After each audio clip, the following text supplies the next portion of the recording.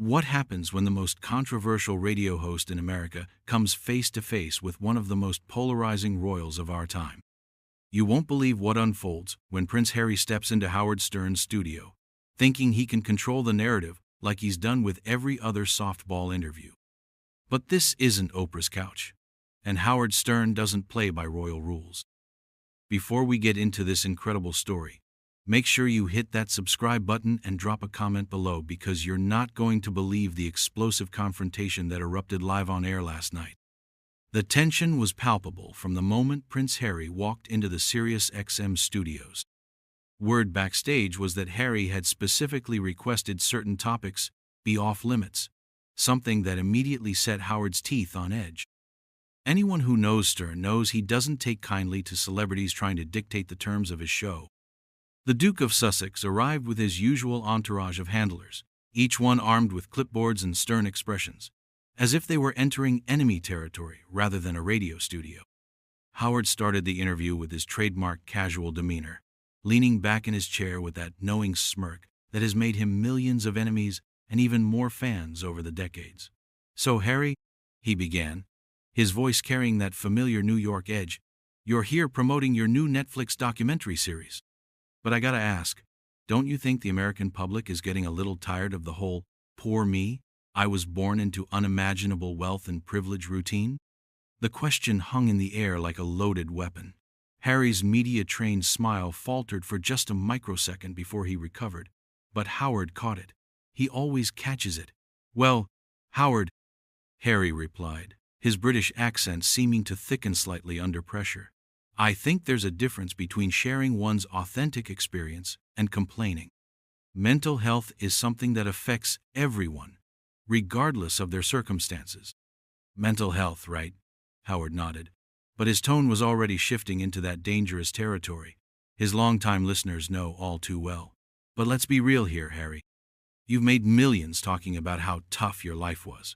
You had a Netflix deal worth what, $100 million? You wrote a best-selling book. You're doing podcasts, documentaries, interviews. At what point does sharing your truth become a really lucrative business model?" The studio fell uncomfortably quiet. Harry's handlers exchanged worried glances, and you could practically see them calculating whether they should intervene. But Harry, to his credit or detriment, decided to engage. "I think that's quite a cynical way of looking at it, Howard. When someone shares their story of trauma and healing, it helps others who might be going through similar experiences." "Trauma," Howard repeated, drawing out the word like he was tasting something bitter. "You know what trauma is, Harry? Trauma is growing up in the South Bronx with a crackhead mother and no father. Trauma is working 3 jobs just to keep a roof over your family's head. Trauma is not having your chef prepare the wrong breakfast at your private estate." The atmosphere in the studio shifted dramatically. Howard's producer Robin Quivers, who had been relatively quiet up to this point, let out a barely audible, "Oh boy," sensing what was coming. Harry's jaw visibly tightened, and for the first time since entering the studio, his carefully constructed media persona began to crack. "That's incredibly dismissive," Harry shot back, his voice rising slightly. "Just because someone has financial security doesn't mean they can't experience genuine psychological trauma. The death of my mother, the constant media harassment, the institutional racism my wife faced." "Oh, here we go with the racism card again," Howard interrupted, his voice dripping with sarcasm. He leaned forward in his chair, his eyes locking onto Harry's with predatory intensity. "You know what I find interesting, Harry? Every time you or Meghan face any kind of criticism, it's automatically racism. Bad press? Racism. People questioning your actions?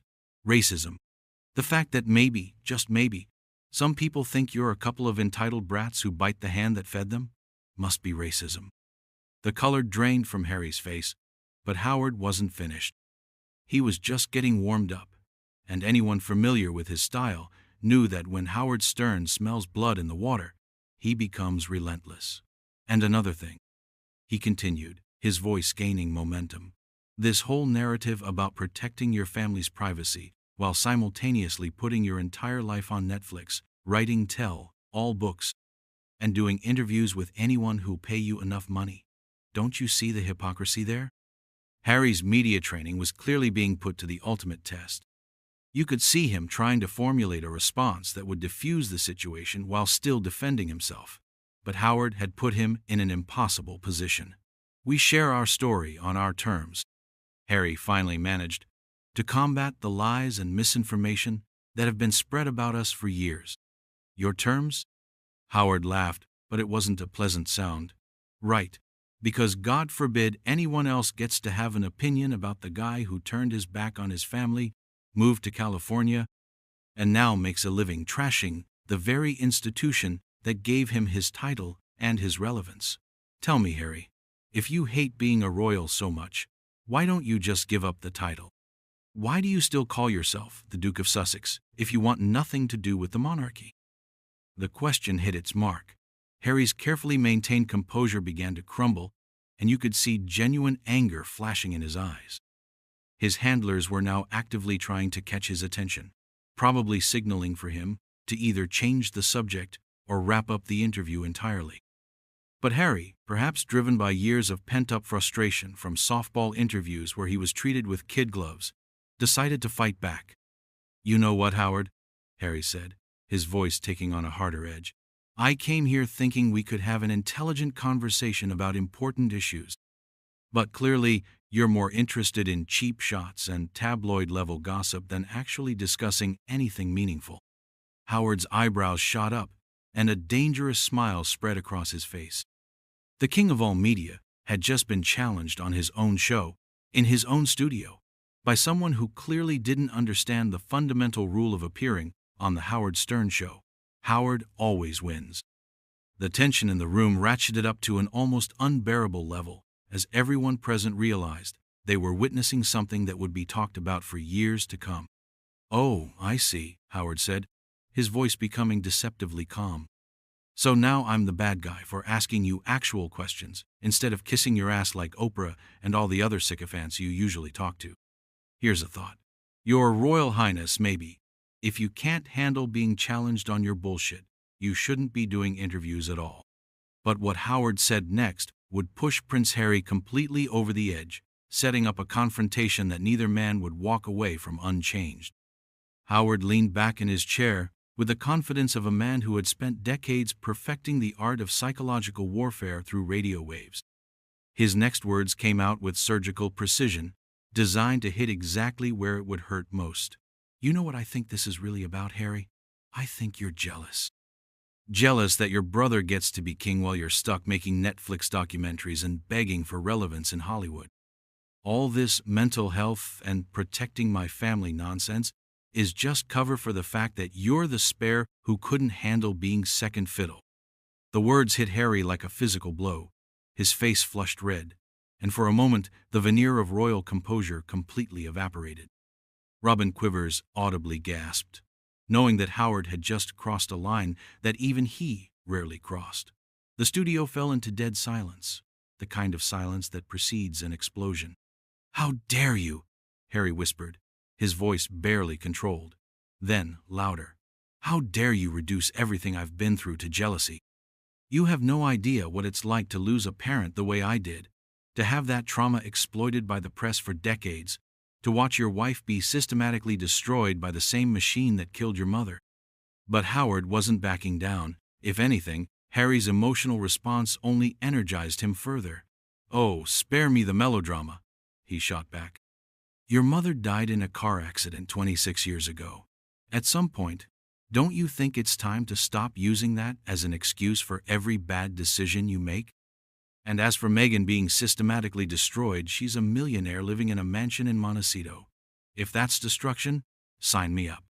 Harry's hands were visibly shaking now, his media training completely abandoned. "She was suicidal, Howard. My wife was driven to the point where she wanted to take her own life because of the treatment she received, and you're sitting here making jokes about it like it's some kind of game." "Suicidal?" Howard repeated, his tone shifting to something even more dangerous. "Let me ask you something, Harry. If Meghan was really in such a dark place, why didn't you just leave quietly? Why did you have to make a whole production out of it? Why the Oprah interview? Why the Netflix series? Why the book deals? If someone I loved was truly suffering, I'd get them help and get them out of the situation. I wouldn't turn their pain into a media empire. The accusation hung in the air like poison gas. Harry's breathing became visibly labored, and his handlers were now frantically trying to signal to him, probably suggesting he end the interview immediately. But Harry was beyond rational thought now, consumed by a rage that had been building for years. "You're sick," Harry said, his voice filled with genuine disgust. "You're actually sick. Do you get off on this? Tearing people down for entertainment? Making light of mental health struggles? No wonder your own relationships have been such disasters. Who could love someone so fundamentally cruel?" The personal attack on Howard's relationships was a tactical error of monumental proportions. Howard's expression changed completely, his predatory smile vanishing and being replaced by something much colder and more dangerous. The studio atmosphere became electric with tension, and everyone present knew they were witnessing something that would have consequences far beyond this single interview. "Oh, now we're getting personal?" Howard's voice dropped to a menacing whisper. "Okay, let's get personal, Your Royal Highness.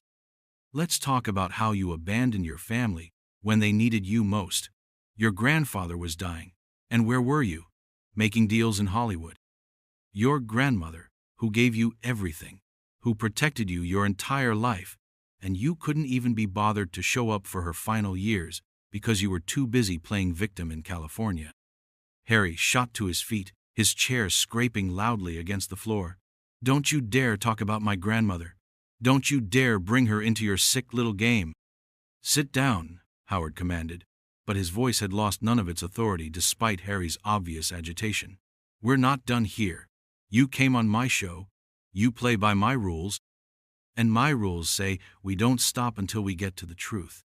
"The truth?" Harry laughed bitterly, but remained standing. "You wouldn't know the truth if it bit you in the ass. The truth is that you're a bitter old man who makes a living destroying people because your own life is so empty and pathetic that the only way you can feel powerful is by tearing others down." Howard stood up as well, matching Harry's aggressive posture. Despite being older, Howard's presence filled the room in a way that reminded everyone why he had dominated radio for decades. "The truth is that you're a spoiled brat who's never worked a real day in his life, who threw away everything he was given because he couldn't handle not being the center of attention. The truth is that you've turned your family's private pain into a public spectacle because you're too weak and too selfish to handle your problems like a man." "Weak?" Harry's voice cracked with emotion. "I served my country in Afghanistan while you were sitting in your comfortable studio making prank phone calls. I've dedicated my life to helping veterans, to mental health advocacy, to making a real difference in the world. What have you ever done besides mock people's pain for ratings?" "I've entertained millions of people for 40 years, Howard shot back. "I've built an empire by being honest about who I am and what I think. I don't hide behind charity work and victim narratives to avoid taking responsibility for my choices, and I sure as hell don't bite the hand that fed me and then cry about it when people call me out." The confrontation had reached a fever pitch, with both men now facing off across the studio like fighters in a ring. Harry's security detail was clearly uncomfortable, hands moving subtly toward their positions, while Howard's production staff watched in fascination and horror at the spectacle unfolding before them. "You want to know what I think?" Howard continued, his voice rising to match Harry's intensity. "I think you're exactly like your father, weak, entitled, and completely out of touch with reality. The only difference is that Charles at least had the dignity to suffer in silence, instead of turning his personal problems into a media circus." The mention of his father seemed to push Harry past his absolute breaking point. His face contorted with rage, and for a moment it looked like he might actually take a swing at the radio host. The security personnel tensed, ready to intervene if necessary, while everyone else in the studio held their breath. "Don't you ever," Harry seethed, his voice barely human now, "ever compare me to that man. You have no idea what you're talking about. None. You sit here in your little bubble, judging people's lives like you're some kind of authority on human nature, but you're nothing. You're less than nothing." But Howard wasn't intimidated. If anything, Harry's loss of control only seemed to fuel his determination to push even harder. I'm nothing. I'm not the one who abandoned his duty, turned his back on his family, and now spends his time whining about how hard his privileged life has been. At least I own what I am. You're still pretending to be some kind of humanitarian hero when really you're just... Howard paused dramatically, knowing that his next words would either end the interview or escalate it to a point of no return. The silence stretched out unbearably as Harry stood there, trembling with rage, waiting for the final blow that would determine how this confrontation would end. You're just a coward, Howard finally said, his voice cutting through the silence like a blade. A coward who couldn't handle the pressure of being royal, so you ran away to America and convinced yourself it was about principles. But we both know the truth, don't we, Harry? You didn't leave to protect your family or fight racism or any of that noble bullshit you've been peddling. You left because being a working royal was hard, and you've never done anything hard in your entire life. The words hit their target with devastating precision. Harry's face went from red to white in an instant, his hands clenching into fists at his sides. You don't know what you're talking about. He managed through gritted teeth, but his voice lacked the conviction it had carried earlier. Howard had found the nerve he was looking for. Oh, but I do, Howard pressed on, sensing victory. I know exactly what I'm talking about. You want to know how I know? Because I've spent 40 years talking to people, reading people, understanding what makes them tick. And you, Harry, you're an open book. You're the guy who got everything handed to him and still couldn't cut it. So when things got tough, when the media got mean, when your wife faced the same scrutiny that every royal has faced for centuries, you tucked tail and ran. Harry's breathing was becoming rapid and shallow, his composure completely shattered. Stop, he whispered. But Howard was relentless now, sensing that he had his guest exactly where he wanted him. You want to talk about your mother? Howard continued, his voice taking on a mocking tone that made everyone in the studio uncomfortable. Diana would be ashamed of what you've become. She faced the same media scrutiny, the same institutional pressure, and she stayed. She fought from within. She didn't abandon her duties and flee to California to make Netflix documentaries about how hard her life was. That was the breaking point. Harry exploded with a rage that seemed to surprise even himself. How dare you? He screamed, his voice cracking with emotion. How dare you invoke my mother's name? You didn't know her. You have no right to speak about what she would think. I have every right, Howard shot back, matching Harry's volume. This is my show, and I'll say whatever I want. And what I want to say is that your mother died fighting for causes she believed in, while you're living in a mansion complaining about how tough your life is. Harry took a step toward Howard's desk, his security detail immediately moving to intercept him. You're disgusting, Harry snarled. You're a disgusting human being who profits off of other people's pain. No wonder your audience is full of losers who have nothing better to do than listen to you tear people down. Howard laughed, but it was a harsh, ugly sound. My audience? At least my audience doesn't pretend to care about me while I exploit my family's private moments for cash. At least they're honest about what they want. Unlike you, sitting there pretending this interview is beneath you when you're the one who came begging to be on my show to promote your latest cash grab. I never begged to be anywhere near you, Harry spat. This was a mistake, the biggest mistake I've made since moving to America. Finally, Howard exclaimed, throwing his hands up in mock celebration. Finally, some honesty. Yes, it was a mistake, Harry, but not for the reasons you think. It was a mistake because you thought you could come in here and control the narrative like you do with all those other softball interviews. You thought you could manipulate me the way you manipulate everyone else. Harry was now pacing behind his chair like a caged animal, his handlers trying desperately to get his attention. You're delusional if you think this was manipulation, he said, his voice shaking with fury. This was me trying to have a civilized conversation with someone I thought was a professional. Clearly, I was wrong. Professional? Howard scoffed. Kid, I've been a professional longer than you've been alive. The difference is I'm honest about what I do. I tear people down for entertainment, and I'm damn good at it. You, on the other hand, pretend to be some kind of humanitarian while you're really just another celebrity cashing in on your trauma. That's it, Harry said suddenly, his voice deadly quiet. I'm done. This interview is over. He started to remove his headphones, but Howard wasn't finished. Oh no. You don't get to storm out and play the victim again, Howard called after him. You came on my show. You answer my questions. That's how this works. Harry spun around, his eyes blazing with an intensity that made everyone in the studio take a step back. I don't answer to you. I don't answer to anyone anymore. That's the whole point of leaving, which your tiny, bitter brain apparently can't comprehend. Then why do you still use the title? Howard demanded, standing up from his chair. Why are you still trading on being the Duke of Sussex if you're so independent? Why don't you just be Harry Mountbatten Windsor, private citizen, instead of milking your royal connection for every dollar it's worth? The question hung in the air like a challenge, and for a moment Harry seemed genuinely stumped. His mouth opened and closed, but no words came out. The silence stretched on, becoming more uncomfortable by the second. That's what I thought, Howard said with satisfaction. You can't give it up because without that title you're nothing. Without being a prince, you're just another C-list celebrity with daddy issues and a podcast nobody listens to. Something in Harry finally snapped completely. He ripped off his headphones and hurled them across the studio, where they crashed into the wall with a loud bang. You're sick, he screamed. You're actually sick. I feel sorry for anyone who has to be around you. Feel sorry for yourself, Howard shot back. You're the one who's going to have to live with being a disappointment to everyone who ever believed in you.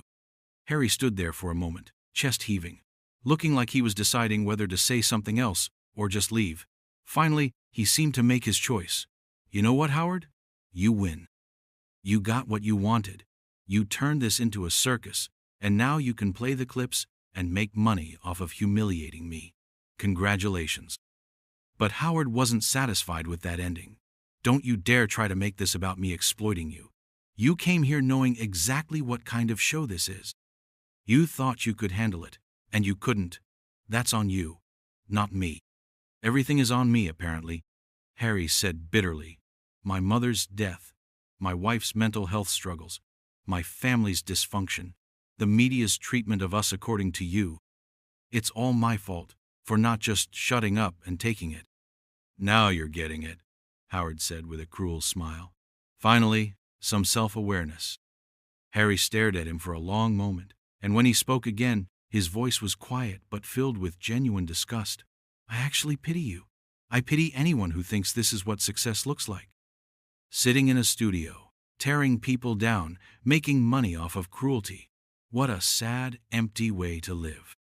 With that, Harry turned and walked toward the studio door, his security detail and handlers scrambling to follow him. Howard called after him one last time. Hey, Harry, thanks for proving my point about everything. Don't let the door hit you on your way back to irrelevance.